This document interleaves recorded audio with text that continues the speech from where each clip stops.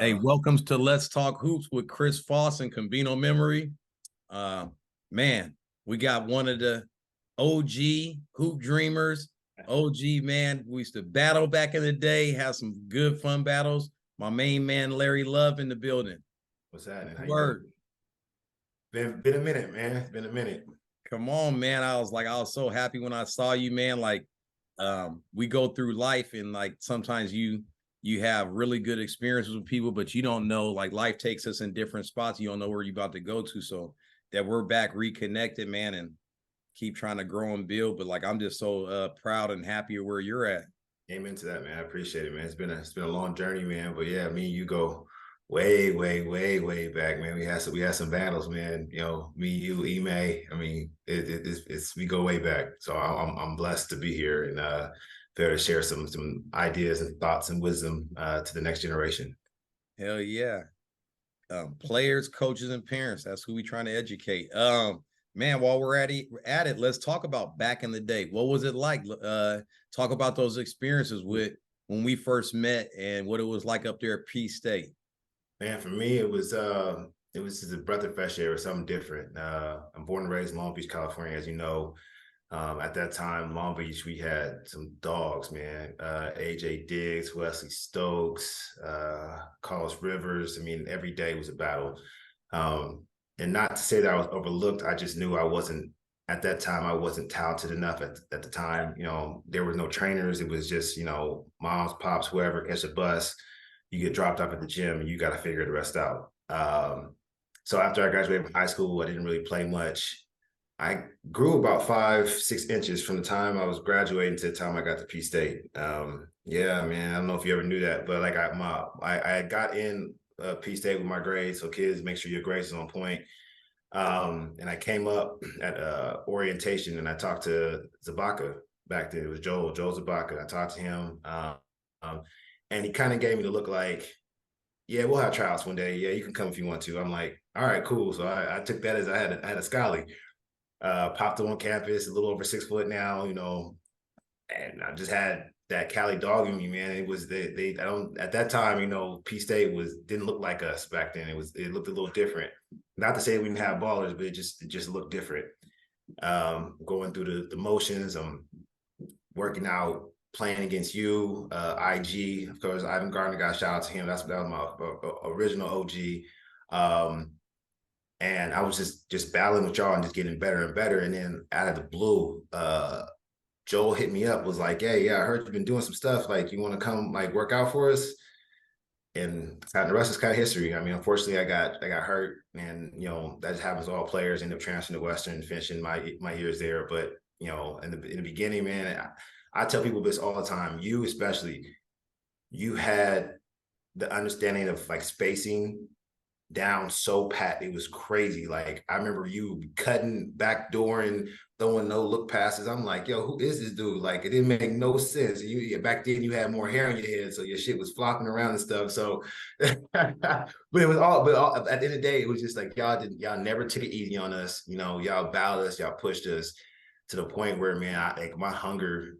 I thought I was hungry when I got to Portland State, but I didn't know like that I had that even a bigger well to pull from. Uh, and that really set me up for the future, man. And then, obviously you and I reconnected a little bit later, when you were properly training me over at what was it, Club Sport? Yep. No, Yep, no, yep, no, Club no, no, no, Sport. no.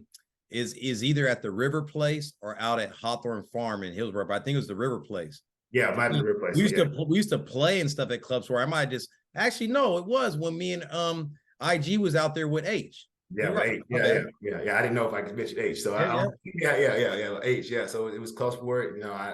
That's when, like, for me, I was like, all right, like I really want to do this. I didn't know how, and unfortunately, at that time, we didn't really have a lot of. We had pros around, but not like international pros to kind of like lead the way and teach how they are now. They're everywhere now. We got tons of dudes from the city of Portland. Obviously, I'm not from Portland, but just that are always in the scene, in the mix, that can give tutelage to the younger kids coming up. We didn't have that, so I didn't really know how to get there. I just knew I wanted to get there. So yeah, that was my first little taste of the Portland basketball scene on an official level. Foundation, Yeah, man. man. me and you already know me, Kendrick, Ime, all of us Yeah. we were just junkies about basketball, Yeah. man. Like we Yeah. wanted to see how far it could take us, willing to do anything. And but with you too, like you said, had that dog, no matter what we threw at you, you kept showing back up every single day, like you was ready to work. Man, for you to say that about the spacing comment, something that I've been on like a hound, and I think it's like one of the most important things in the game of basketball is positioning, and spacing is positioning on offense. Yeah. But then you got defensive positioning off the ball, defensively, and on the ball. But like where you're at on offense and where you're at on defense is everything. I mean, obviously you got to do stuff with the ball, but if you're not in those places or understand how that goes, for you to say that, because I was young back then. Like Yeah. I study it now, but It was instinctual for you back then. It was so yeah, instinctual. Yeah. I mean, and that's the crazy. I mean, like literally I believe that not everybody who has talent, who's good, ends up playing basketball at some point. And, sometimes you gotta fight and you just gotta push and to stay with it, stay consistent with it. But like for you, you could have definitely had a great career in my part. I mean, you could shoot the ball, you could pass, and you just had vision and you had understanding the space on the court. Like it's unfortunate that I never had like a proper coach teach me these things, but I made it. I didn't figure out till like maybe my 30s. I made a living off of back screens. Like, what do you do? Like to this day, what do you? If I set a back screen, a legit back screen on the 5, what do you do? hardest Sometimes thing. you some hardest thing, you got to help somewhere, and whoever has the ball in the hand, they just got to make the right decision. The only combat to that is chemistry and communication. Yeah. And so if you got people that really know how to play well together and they're already talking, but other than that, like even in that scenario, that's hard. It's when I first used to start playing at the Blazer practice facility, for me to keep my head above water and do stuff, I used to constantly set back screens on all the players. And one of the main one was Ruben Patterson. Yeah, Rube.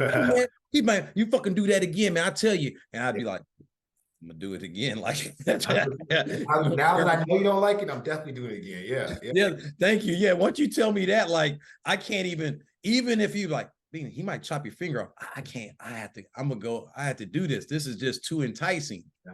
I want to see what happens. Yeah, right. Yeah, that was the one. That was one thing that I started picking up. Like as we had plays in college, but for whatever reason, I'm not gonna say all college coaches. It wasn't explained to me why I was doing this. It was just like, oh, he's set the back screen, he'll get open, But for even the concept of pick and roll, the reads, with the ball in the hands, drop pass, opposite corner, all these things, no one really showed me that. I had to sit down and like literally like go back to school when I got to Europe and figure it out on my own, which really sucks. But at the end of the day, it is what it is. A lot of these coaches get paid, just to manage personalities. So I won't get into that process though, but that's. Yeah. Well, let's talk, because we can go deep and talk long about like our experiences and relationship. Talk about your playing career, man, and like leaving or Western Oregon and then going from there. And I know you was all around the world and Yeah, man. Man, the theme for myself, and when I tell everybody, you got to bet on yourself, man. That's that. In the day, if and when you're given the opportunity and the person or team or organization, whatever, if they don't see that you got that undying belief in yourself, why do you expect them to believe in you? Because getting cut and all that stuff is part of the process. But anyhow, so yeah, I graduated from Western. I don't want to say it wasn't the right situation for me. I got a chance to play basketball and get an education. So for me, that was number one. After that, I went and I was working for 24 Hour Fitness selling memberships. Miserable, absolutely miserable. I was like, this is not it. I had a roommate, Chucky Frierson. Shout out to you, Chuck. He got a deal to go to Finland. And this is before iMessage, this is BlackBerry Messenger type days, 2007. And we just talking. He was like, and I just said, man, I hate my job. He's like, man, you can probably get a job out here. And that's all. Again, not a guarantee. That's all I need to hear. Put my 2-week notice in, packed up everything I had, everything. Never been out of the country before. Flew one way to Finland.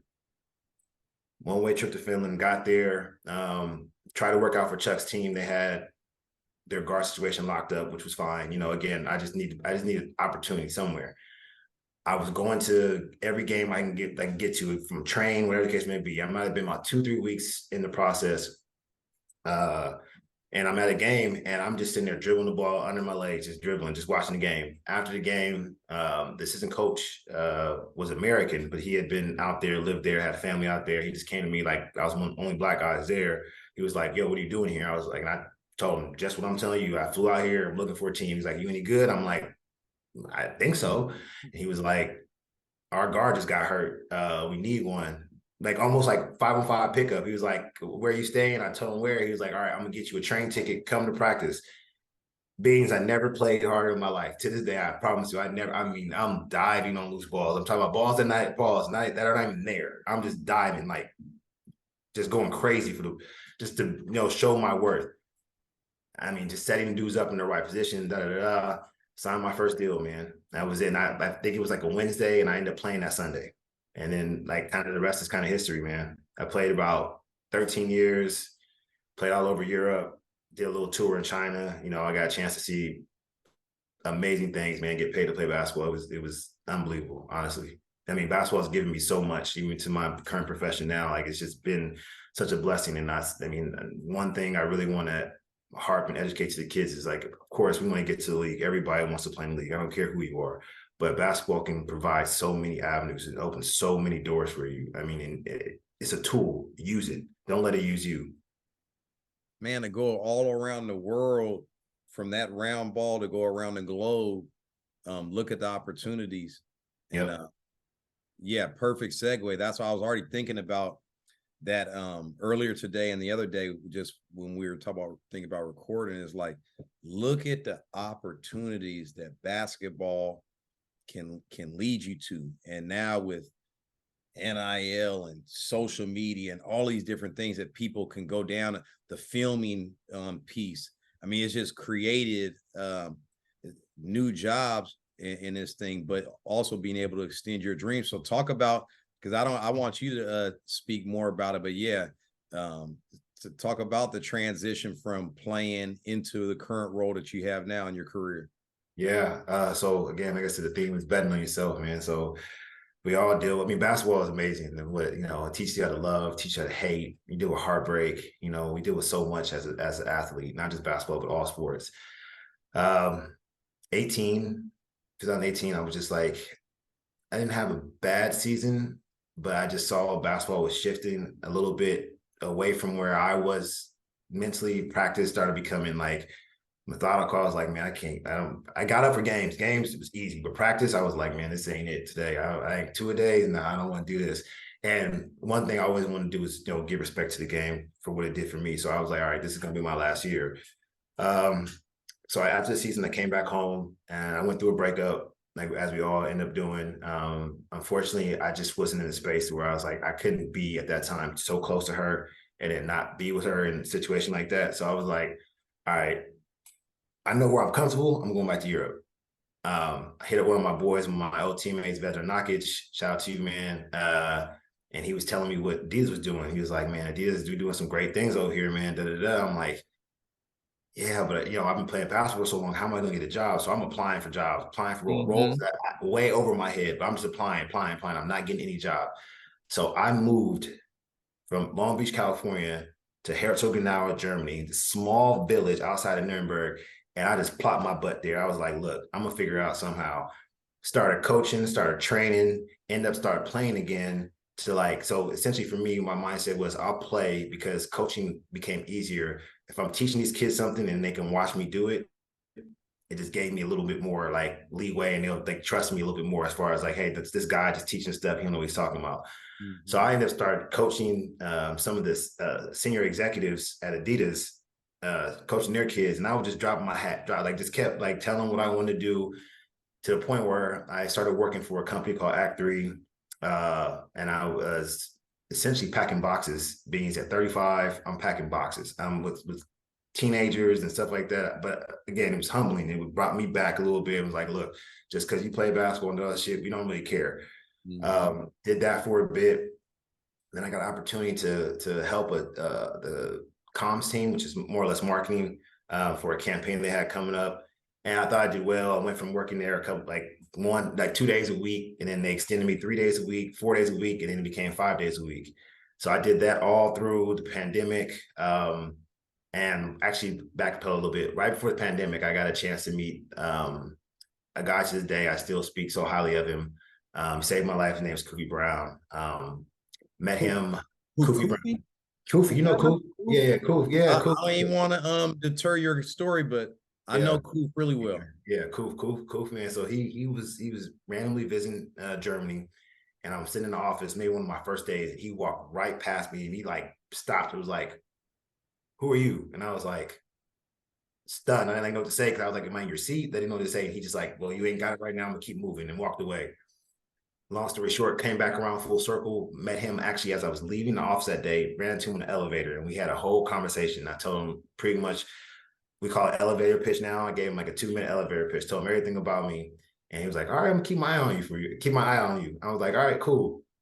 Didn't hear from him no more. None of that stuff. 2 years passed. We go through COVID, all this stuff. I hear Adidas basketball is moving to LA. In my mind, I'm like, look, I'm an ex-player. I'm from Long Beach, Southern California. I know the org now, they have to take me. They have to pick that. I have to be able to figure out one way to get home. I reached out to everybody. Our VP, Eric Wise, shout out to him as well. Rashad, Cam. I reached out to all these people, and everybody like actually answered my emails. I'm a peon. I'm a nobody. These people do not know me, and they heard my story.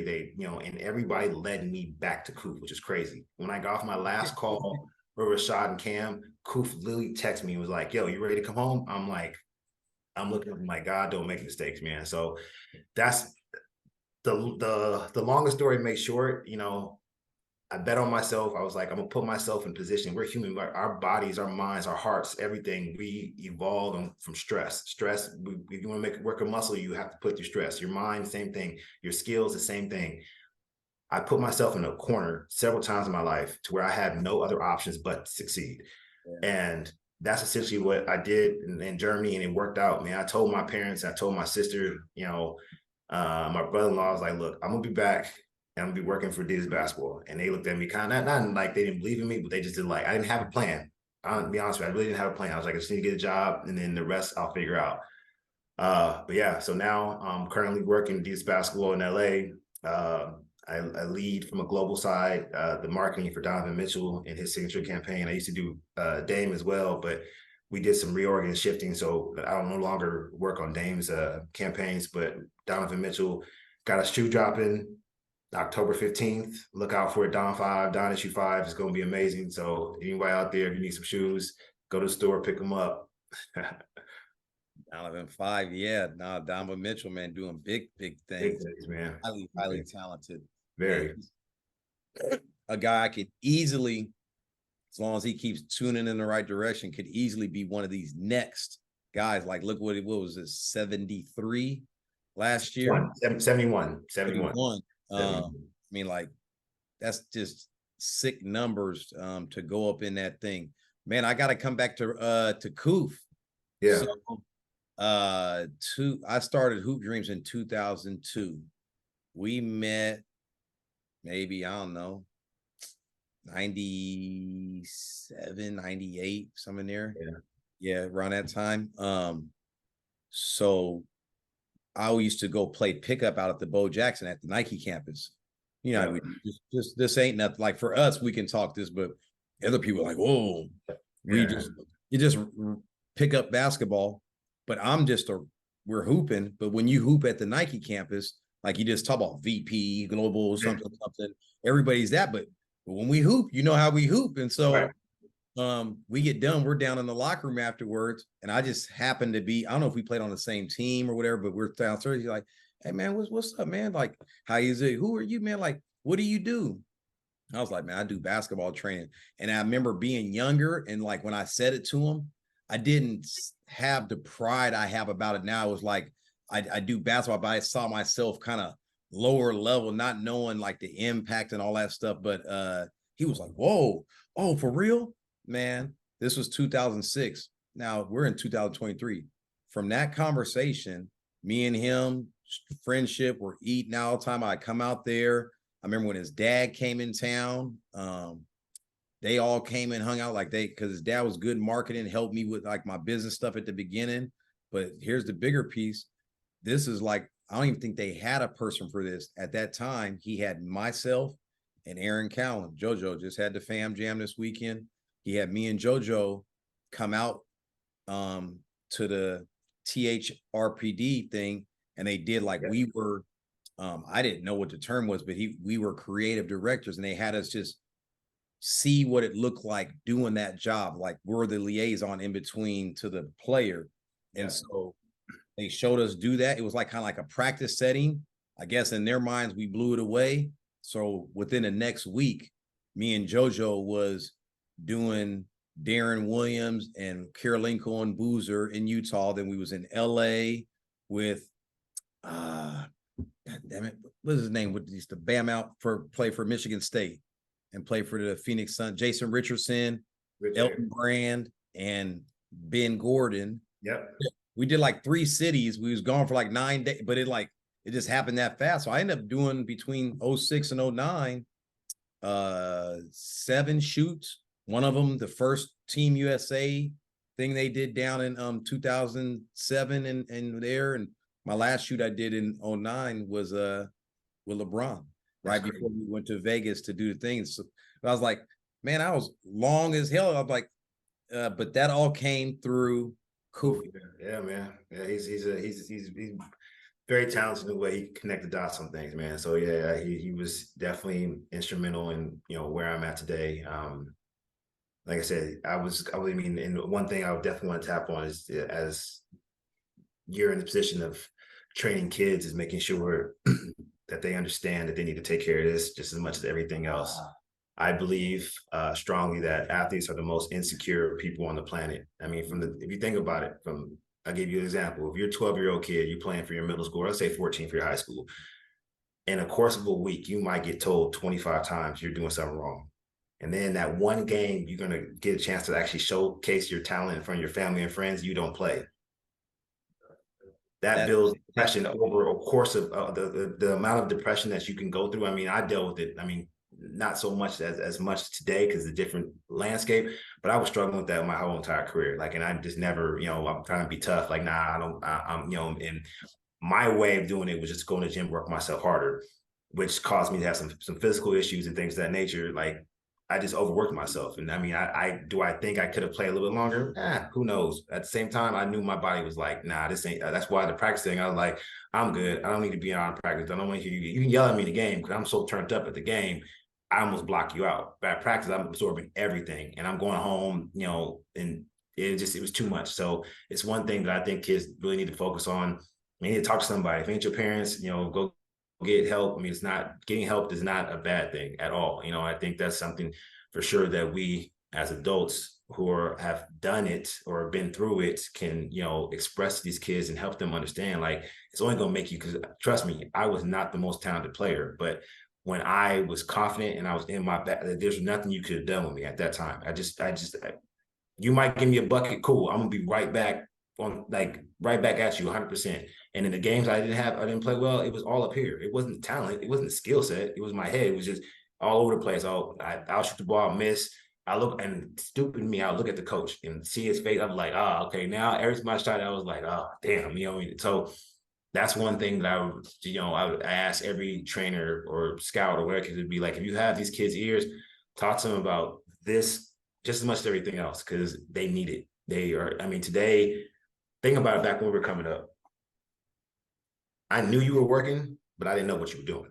Yep. Today, you grab your phone, you see kids, you be like, yep, you see everybody, which is, it has to be stressful with your kids. I could not imagine. It has to be stressful to be like, yo, he's dunking already. Oh crap! Now I gotta go get jump soles or whatever they do nowadays to jump. But you know, now I gotta try to dunk, and then you disregard other elements of your game, and you hurt your ankle or your knee trying to do something that you physically aren't ready to do yet. When you can be out here, have the tightest handle, the best jumper, all this stuff, you're trying to dunk because the dude next to you is dunking. So I mean, there's a lot of, envy out there, and I get it, but at the same time, just need to be directed properly. The energy is right. Use that energy, but just use it somewhere differently. Yeah, mental health matters. Yeah. I don't know if I told you, me and my guy Phil Case and BNBB Lifestyle, we have been doing on Twitter mental health space. So it's almost been, we're like almost close to 2 years. Good. On it every Wednesday on there at 9 a.m. Pacific Standard Time. But that started just knowing that there's a need. Like you said, most people don't speak up about it. And it's like, how do you break this stigma? It's very simple. You just talk about it. Yep. You be very transparent.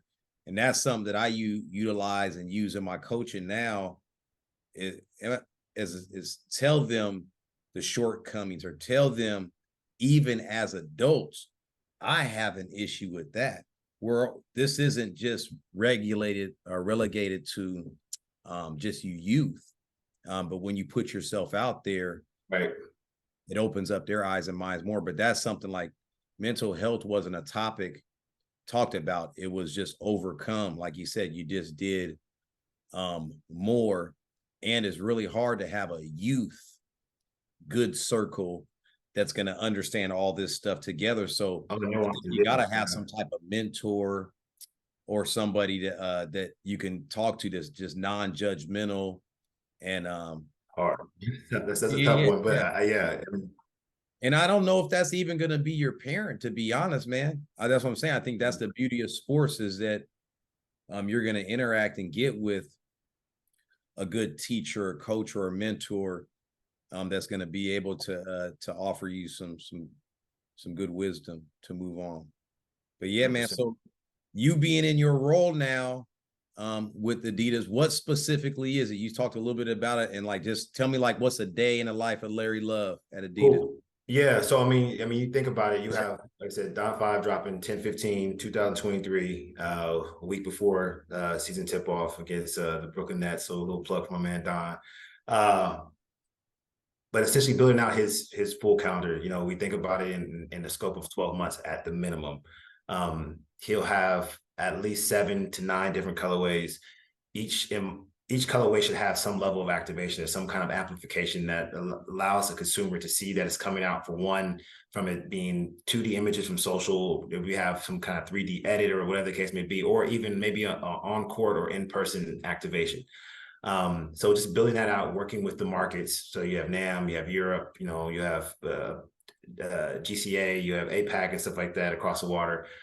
Just working with them to make sure that his campaign, his product is being seen and people know that's coming out. So, I mean, it's just a full circle, and then pretty much getting ahead of the curve. I mean, already starting to think Don 6, even though Don 5 hasn't dropped yet, because the concept product, essentially, they're already working on product for 2025.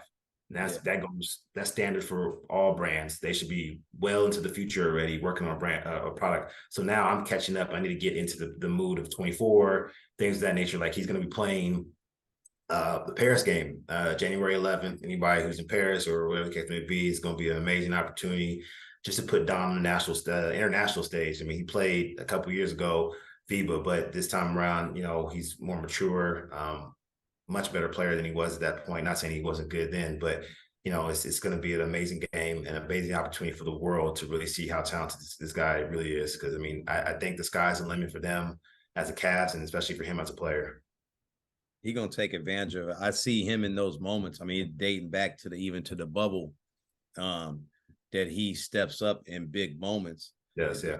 It's him continuing to hone in his maturity, because now he's got more responsibility in the role he's in. It's one thing that you're the scorer. It's one thing that you're the leader, and that takes on and off the court. It's like you watching Hard Knocks right now. So you got the New York Jets. It's on HBO, the Hard Knocks, and so Aaron Rodgers just went there. So what did they say? Aaron Rodgers, he's going to eat breakfast every morning. They're in camp. He's going every morning with the kickers this morning. Wide receivers this morning, the linemen this morning. He gonna be with the quarterbacks already, but he's going and building these relationships out, not just on the field, off the field. Here's a story I could share because it all ties together. Aaron Miles was telling me, so the Boston Celtics, they was down 0-3 to the Miami Heat, and they came back and tied it, went to game 7. 7, yeah. So they're down 0-3. And we're coaches, we're meeting, like, well, what are we gonna do? What are we gonna do?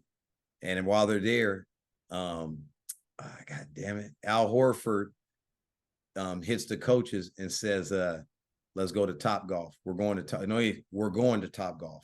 And like, all right, Al wants to. So instead of them practicing, doing film, doing whatever, they went and did that, and they came back from 0-3 and push a game 7. So it's this even ties together to the mental health stuff. I just think that it's like that less is more. Sometimes doing things and building relationships off the court is exponential more than us doing basketball. No, 100%. I mean, at that time of the season, if y'all don't know the plays, if you're not in shape, that one practice ain't gonna change nothing. That's not how it works. So I'm with that 100%. That off the court camaraderie, where you're kind of like forced to be friends for those who aren't, or whatever the case may be, and forced to be close. That's it makes sense now why they came back. I mean, talent wise, they should have been in the series anyways. But you got to play the game. I mean, there's no way that you just go out there and expect to win every game. And, Miami, their culture in itself is, all predicated off Jimmy Butler and the way that he galvanizes his teammates and pretty much makes them to believe that they're like, oh, y'all all first ballot Hall of Famers. Let's go. And they play like that. So, yeah. Hey, so how do the skills that you garnered in basketball translate to what you're doing now in your role as an executive with Adidas and sports marketing? It's a good question. My ability to collaborate, for sure. I would lean on that. One thing, again, not being the most talented person coming up, and then even when I became a pro and I'm one of the 1 or 2 or 3 Americans, I always used to want to pick up the dudes that didn't play, be friendly with them, just make sure they know that I see them. You know what I mean? Like, I don't want them to feel like, oh, I'm the American, you go get me coffee or nothing like that. I was never that kind of teammate. And that still applies here. We have different functions. We got product, merchandising, comms, design, all stuff like that. For me, I try to, comms is my team, but I make sure that I talk to a lot of other people around here with different functions, just to let them know that I see you, I appreciate you. And it makes our work life a whole lot easier versus me just sending a one-off email. You don't ever see me. I don't ever say thank you. I don't really talk to you at all. I need something. When I need something from somebody that I see, even when I don't need them, I just come and say, what's up? How you good? Da, da, da. It just makes the workflow a whole lot better. And then obviously, I think the biggest thing is being a former point guard. I mean, managing chaos, as I say, at all times. You got to think about the PG spot. I mean, you got your quarterbacks, you got your pitchers, but and for most people who don't hoop, you gotta understand, I got the ball in my hand. I got some dude swiping, pushing me, trying to push me one direction. Then I got to look up and I got to pay attention to 8 other individuals and make sure all of them are open at all times. You know how it is. I'm open now, buddy. His hand is dead in the passing lane. So the communication, the ability to navigate that chaos and make the right decision, which I did not always do, and make sure I put that out there. I don't want people coming at me talking, but but for the most part, that ability to manage that chaos. Am I perfect at what I do right now? 100% not. Do I want to be perfect? Better? 100%. But that managing of chaos has helped me so much in this position. And then in addition to that, I'm just always striving to be better. Like I know there's more. I know I can do more. I saw myself do it physically. Mentally, I'm not saying it's easier, but I was able to push my body to places I didn't know it could go to. I know I can do it with my mind, and no matter how old you get. So those are the things that basketball, helped me with a lot, dealing with adversity, as I mentioned earlier. I mean, people don't understand. Like, I tell you a story. I don't remember what year it was. 2000, maybe 10. I think 10 or 11. I flew to Romania. Back then, the planes didn't have Wi-Fi and stuff like that. So I land, I get there, and there's no one to pick me up. I'm like, where y'all at? Finally get some Wi-Fi, hooked up. I checked my email. The agent told me they made a decision in the air. They didn't want me. So, I mean, again, he sent me to some dude's house. David Lawrence, shout out to you, David, too. I mean, I got a lot of dudes I can go for hours about dudes I appreciate and that looked out for me.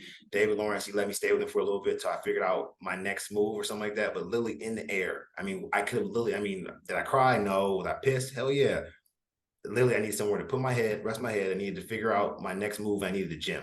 And now, and not necessarily in that order, but that's what I needed. I got those things and, I kept the career going. But dealing with stuff like that, what I'm dealing out now, nothing compared to that. Like, I'm in a whole nother part of the world. I can give anybody, not the European guys that that play overseas, but the average American, I can give you a blank map. I'll give you $1,000 if you can point out Romania. And they ain't doing it. They ain't doing it. So I'm in some random country, just out here stuck by myself. No, I'm talking about like back then. I mean, I might have had a debit card. Usually they gave us cash, or they gave us a card to work with. I don't know about cash on me. Like I'm talking. I'm stuck. We've been beating that card up with them damn euros. Yeah, 100%. We got about another minute or so here, and we'll wrap up. I want you to tie in to get with what you're doing in your career. If you had to tell somebody right now, they wanted to get into what you're doing, what will be the most important thing you're doing? It wouldn't matter if they're older, younger, but if they want to be in sports marketing, they want to work with Adidas, what will be the most important thing they could do to get that journey started? Oh man, be available, be present. There's not a lot of opportunities. I won't lie. There's not. I mean, it's more than just applying for a job.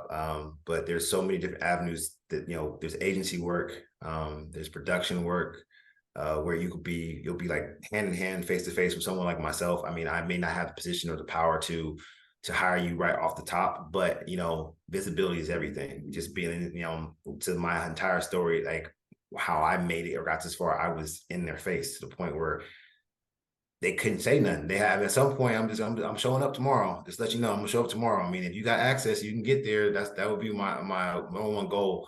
And then just market yourself. I mean, you got so many different revenue streams now and avenues to do this. You got LinkedIn, you got Instagram. I mean, you got the socials, job search, all stuff like that. Like, I mean, you can go and you find somebody. I mean, it's unfortunate. I sound like a bad person now, but I know my LinkedIn, I get hit up a lot. People ask me questions about the job and how to get here and things of that nature. And I honestly say I don't hit all of them back just because it's a lot. But at the same time, those are the ones that are going to make it because they don't know me. They don't know nothing about me, and they're reaching out. They're being vulnerable, and I think that's going all the way back. That's the most thing. Be vulnerable, then get rid of your pride and your ego because this ain't the space for it. We out here trying to build something with Adidas. We don't got time for the egos and the BS. Like we need people, we need teammates, we need culture people. The stuff that I was taking from that too is a big part of it is, like you said, being vulnerable, putting yourself out there is, but also the piece of networking. I just add or attach to it. But I mean, I think it all goes together by putting yourself out there and being vulnerable. You're going to build a network. And right. Like, I mean, look like what it did with Kofi. And to your point, that's exactly how he is, man. Like he turned and called people out all the time. And so you got to be prepared too when you called out, but putting yourself out there and being vulnerable will put you in some rooms that might not have happened prior.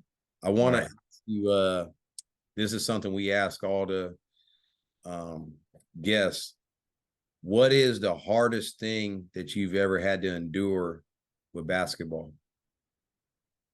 Losing loved ones, to like people dying while I was playing. I lost my grandmother 2017. I lost my aunt 2015, both while I was overseas.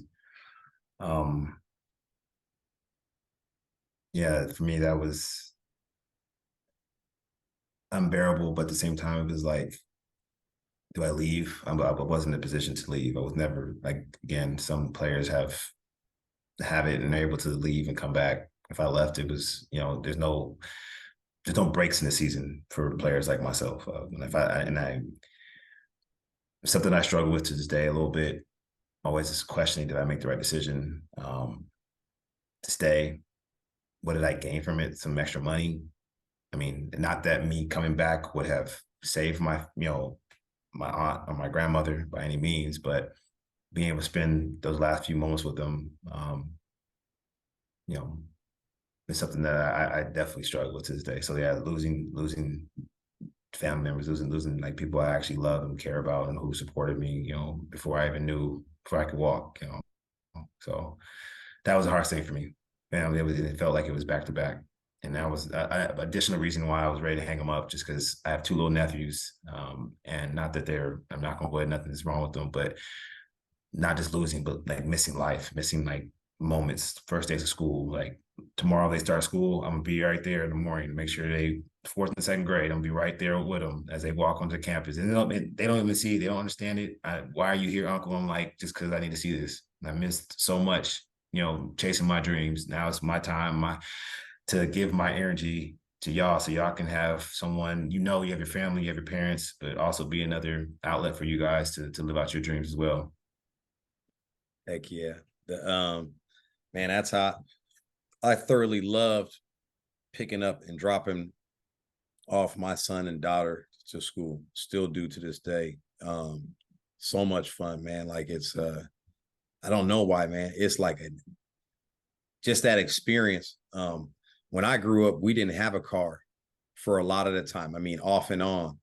And so that wasn't really like an experience. I mean, it happened sometimes, but I mean, there'd be times my mom we got to catch the bus to school.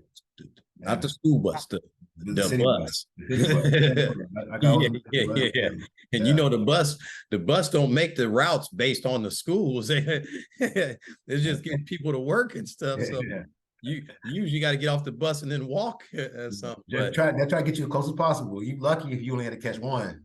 Come on, man. Yeah, I already know those experiences. So I know how much that feels for you to be honoring that and doing that. And like, that's the paying it forward thing that your aunt did to you and your grandma did to you.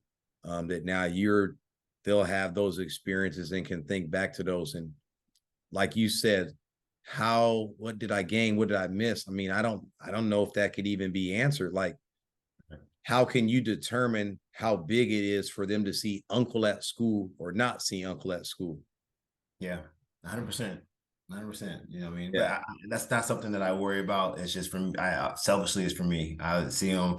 They try to be cool. One's 9, 1's 7. They don't want me to be too close to them. Like, I'm backing up. I'm like, nah, I'm gonna stand right here. Don't worry about it. Like, take a picture. Let's go. So, that's funny. Well, man, look, I already dragged you out a little bit more, man. This is so fresh. Like I said, we'll do it again when Foster, man, after he gets his wedding stuff done, and then just let you get out to maybe once the season get going and Donovan start tap dancing on some cats, and then we'll have a whole bunch of stuff. We'll have a lot to talk about. Yeah. A lot to talk about.